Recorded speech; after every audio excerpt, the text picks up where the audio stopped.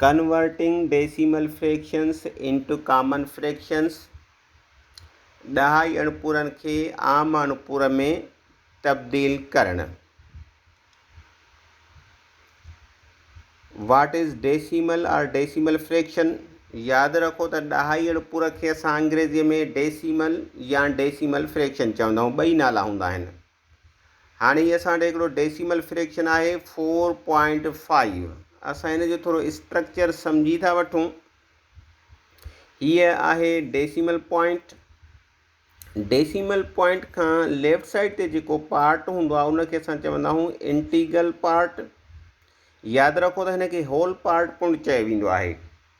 ऐं decimal point खां right side ते जेको पार्ट हूंदो आहे उनखे असां चवंदा आहियूं फ्रैक्शनल पार्ट।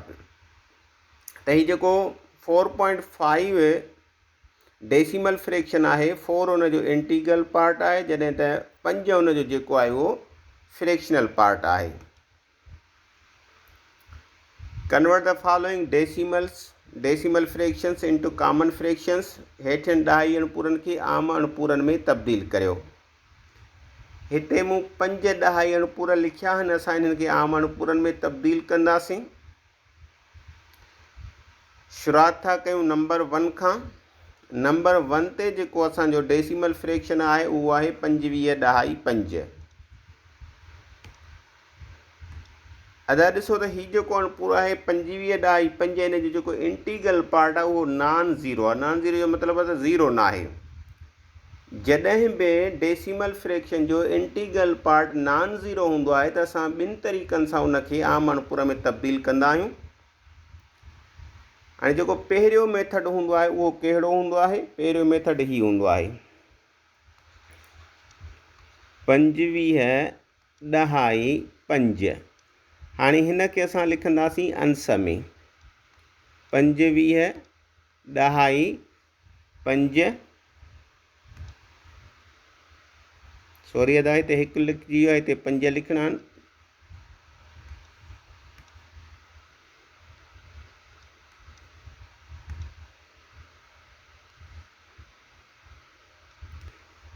हाणे ही जेका डेसिमल पॉइंट आहे इन जी जॻह ते असां छेद में लिखंदासीं 1 लिखियोसीं। हाणे असां ॾिसंदासीं त हिन जो जेको फ्रैक्शनल पार्ट आहे उन में अंग घणा आहिनि। त हिन जो जेको फ्रैक्शनल पार्ट आहे उन में हिकिड़ो अंग आहे।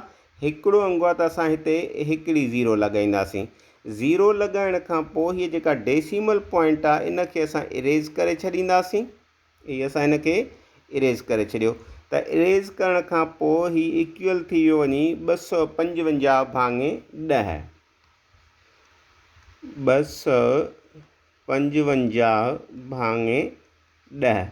हाणे असां हिनखे सादी सूरत में आणींदासीं। हिन ते 5 जो खोड़ो लॻे पियो।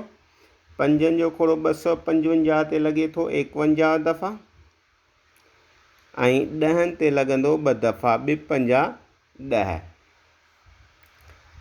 25 ॾहाई 5 इक्वल आहे 51 भाङे 2 जे। हाणे हीउ जेको 51 भाङे 2 इहो आहे उबतो अणपुर। त उबते अणपुर खे असां गॾियल अणपुर में तब्दील कंदा आहियूं। हिन जो गॾियल अणपुर थी वेंदो 25 सॼा 1 भाङे 2। मतिलबु त हीउ जेको ॾहाई अणपूर आहे 25 ॾहाई 5 इहो आम अणपूर में थी वेंदो 25 सॼा 1 भाङे 2। हाणे हिनखे असां ॿिए तरीक़े सां आम अणपूर में तब्दील था कयूं।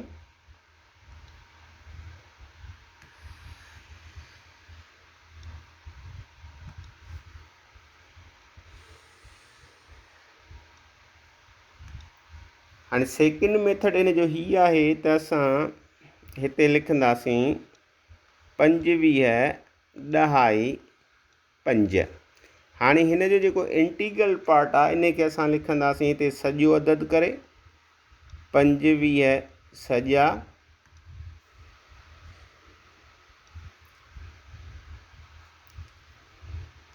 हाणे हिते जेका डेसिमल पॉइंट आहे, ठीकु आहे, डेसिमल पॉइंट जी जॻह ते असां हिते लिखियो 1 ऐं डेसिमल पॉइंट खां हिते ॾिसो अंग घणा आहिनि, पोइ जेको हिन जो फ्रैक्शनल पार्ट आहे उन में अंग हिकिड़ो आहे, त हिते लिखंदासीं 10। जॾहिं त हिते अंश में असां ही जेको हिन जो डेसिमल पार्ट आहे उहो लिखी छॾींदासीं। त 25 ॾाई 5 इक्वल थी वियो 25 सॼा 5/10 जे। हाणे असां 5/10 खे सादी सूरत में आणींदासीं। ही 25 सॼा पंहिंजी जॻह ते बरक़रार रहंदा, बाक़ी असां 5/10 जी जेका आहे सादी सूरत इहा लिखंदासीं। त हिन ते 5 जो खोड़ो हिकिड़ो दफ़ो ऐं हिन ते 5 जो खोड़ो 2 दफ़ा, ॿ 5 10। त 25 ॾहाई 5 इक्वल थी वेंदो वञी 25 सॼा 1/2 जे। तव्हां कहिड़ो बि तरीक़ो खणंदव उन जो जेको आमण पूरो आहे उहो साॻियो ईंदो। हिन में बि हिन जो आमण पूरो आयो 25 सॼा 1/2 ऐं हिन में बि हिन जो आमण पूरो आयो 25 सॼा 1/2।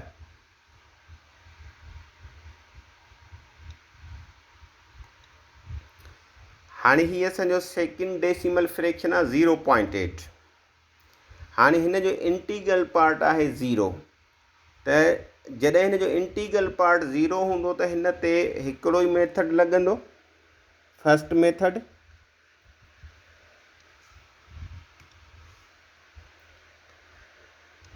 (0.8) हाणे हिन खे असां अंश करे लिखंदासीं 0.8। हिन डेसिमल पॉइंट जी जॻह ते असां 1 लिखंदासीं, 1 लिखियोसीं। हाणे असां ॾिसंदासीं त हिन जे फ्रैक्शनल पार्ट में घणा अंग आहिनि। हिन जे फ्रैक्शनल पार्ट में हिकिड़ो अंग आहे, त हिते असां हिकिड़ो 0 लॻाईंदासीं। इहो 0 लॻाएसीं। 0 लॻाइण खां पोइ जेका हीअ डेसिमल पॉइंट आहे इन खे असां ख़तमु करे छॾींदासीं। इन डेसिमल पॉइंट खे असां ख़तमु करे छॾियो त बाक़ी ही थी वियो वञी 8/10। 8/10। हाणे हिन खे सादी सूरत में आणींदासीं त हिन ते 2 जो खोड़ो लॻे पियो। 4 × 8 5 × 10। त मतिलबु जेको 0.8 आहे 0.8 इज़ इक्वल टू 4/5। हीअ असांजो आहे थर्ड डेसिमल फ्रैक्शन 1.35। हाणे हिन खे असां पहिरीं फर्स्ट मेथड सां चेंज था कयूं कॉमन फ्रैक्शन में। 1.35 हिन खे असां अंश में लिखंदासीं 1.35। ये लीक लॻाईंदासीं। डेसिमल पॉइंट जी जॻह ते असां रखंदासीं 1। हाणे असां ॾिसूं था त हिन जे इंटीग्रल पार्ट में 2 अंग आहिनि, हिकिड़ो 3 ऐं 5। जेतिरा इंटीग्रल पार्ट में अंग हूंदा ओतिरा असां ज़ीरोज़ रखंदासीं हिक सां गॾु। त हिते 2 अंग आहिनि त हिते असां रखंदासीं 2 ज़ीरोज़। 2 ज़ीरोज़ रखण खां पोइ हीअ जेका डेसिमल पॉइंट आहे इन खे असां करे छॾींदासीं इरेज़। ये इरेज़ थी वई। त बाक़ी ही इक्वल थी वियो 135/100 जे। 135/100। 1.35 इज़ इक्वल टू 135/100। हाणे 135/100 135/100 खे असां सादी सूरत में आणींदासीं त इन ते 5 जो खोड़ो लॻे पियो। 135 ते लॻंदो 27 दफ़ा, जॾहिं ते 100 ते लॻंदो 20 दफ़ा। हाणे 27/20 उबतो अणपुर आहे, त उबतो अणपुर हमेशह गॾियल अणपुर में तब्दील थींदो आहे। त हिन जो गॾियल अणपुर थींदो 1 सॼो 7/20। मतिलबु त ही जेको ॾहाई अणपुर आहे 1.35 दिस इज़ इक्वल टू 1/7/20। हाणे जीअं त ही जेको ॾहाई अणपुर आहे 1 ॾहाई 3 5 हिन जो जेको इंटीग्रल पार्ट आहे उहो नॉन ज़ीरो आहे, त हिन खे असां ॿिए मेथड सां जेको आहे उहो कॉमन फ्रैक्शन में चेंज करे सघूं था। त हाणे असां हिन खे ॿिए मेथड सां कॉमन फ्रैक्शन में चेंज था कयूं। ॿियो मेथड जेको आहे as compared to first method quick बि आहे, ईज़ी बि आहे। 1.35 हाणे असां हिन खे लिखंदासीं मिक्सड फ्रैक्शन में। हिन जेको ही इंटीग्रल पार्ट आहे इहो सॼो थी वेंदो, जॾहिं त ही अंश असां हिते मथे लिखंदासीं 35। हीअ जेका डेसिमल पॉइंट आहे इन जॻह ते 1 ॾिनोसीं। हाणे असां ॾिसूं पिया त इंटीग्रल पार्ट में अंग आहिनि 2, त हिते लॻाए छॾींदासीं 2 ज़ीरोज़। हीअ थी वियो 1 सॼो 35/100। हाणे 35/100 खे सादी सूरत में आणींदासीं। 1 पंहिंजी जॻह ते बरक़रार रहंदो। 35/100, 35 ते 5 जो खोड़ो लॻंदो 7 दफ़ा, ऐं 100 ते 5 जो खोड़ो लॻंदो 20 दफ़ा। त 1 ॾहाई 3 5 बराबरि आहे 1 सॼा 7/20 जे। हीअ असांजो 4th डेसिमल फ्रैक्शन आहे 41 ॾहाई 625। हिन जो जेको इंटीग्रल पार्ट आहे उहो नॉन ज़ीरो आहे, त हिन खे बि असां ॿिन्ही तरीक़नि सां जेको आहे उहो आमण पुरन में तब्दील करे सघूं था। हाणे सभ खां पहिरियों हिन खे असां फर्स्ट मेथड इस्तेमालु करे कॉमन फ्रैक्शन में कन्वर्ट था कयूं। 41 ॾहाई 625। हाणे हिन खे असां अंश में लिखंदासीं 41 ॾहाई 625। छेद में असां डेसिमल पॉइंट जी जॻह ते लिखंदासीं 1 लिखियोसीं। हाणे असां ॾिसंदासीं त हिन जो जेको इंटीग्रल पार्ट आहे उन में अंग घणा आहिनि। हिन जे इंटीग्रल पार्ट में 3 अंग आहिनि, 6 2 ऐं 5।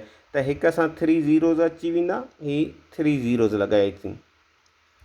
3 ज़ीरोज़ लॻाइण खां पोइ हीअ जेका डेसिमल पॉइंट आहे इन खे असां इरेज़ करे छॾींदासीं। हीअ डेसिमल पॉइंट इरेज़ थी वई। बाक़ी ही थी वञे 41,625। हाणे 41,625 खे सभ खां पहिरियों असां आणींदासीं सादी सूरत में, इन जी लोएस्ट फॉर्म में। त इन जी जेका लोएस्ट फॉर्म थींदी उहा थींदी 333/8। हाणे जीअं त ही 333/8 आहे उबतो अणपुर, त इन खे असां गॾियल अणपुर में चेंज कंदासीं।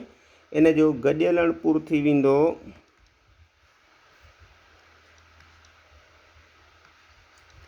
41 सॼा 5/8। मतिलबु त जेको ॾहाई अणपुर आहे 41 ॾहाई 625 इहो इक्वल आहे 41 सॼा 5/8 जे। हाणे असां हिन खे सेकेंड मेथड सां जेको आहे उहो कॉमन फ्रैक्शन में चेंज कयूं था। मां तव्हांखे पहिरें ॿुधायो जेको सेकेंड मेथड आहे as compared to first method easy बि आहे ऐं क्विक बि आहे।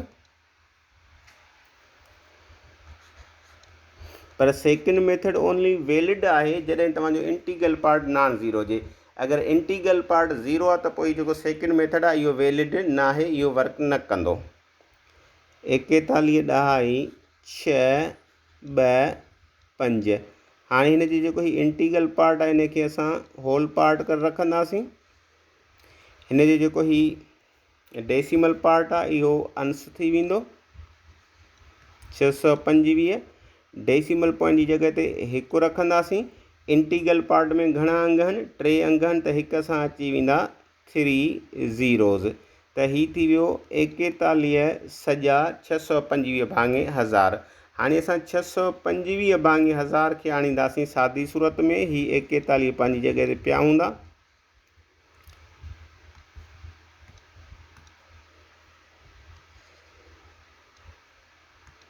त 625/1000 जी जेका सादी सूरत थींदी उहा थींदी 5/8।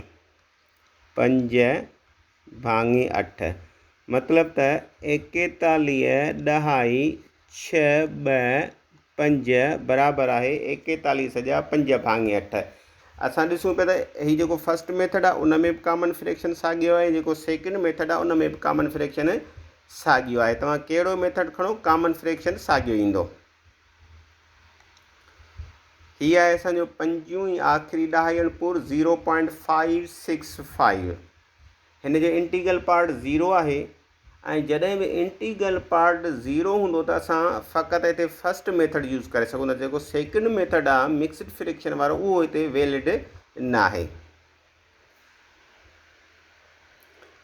0.565 इन खे असां लिखंदासीं अंश में 0.565 अपान में डेसिमल पॉइंट जी जगह ते 1।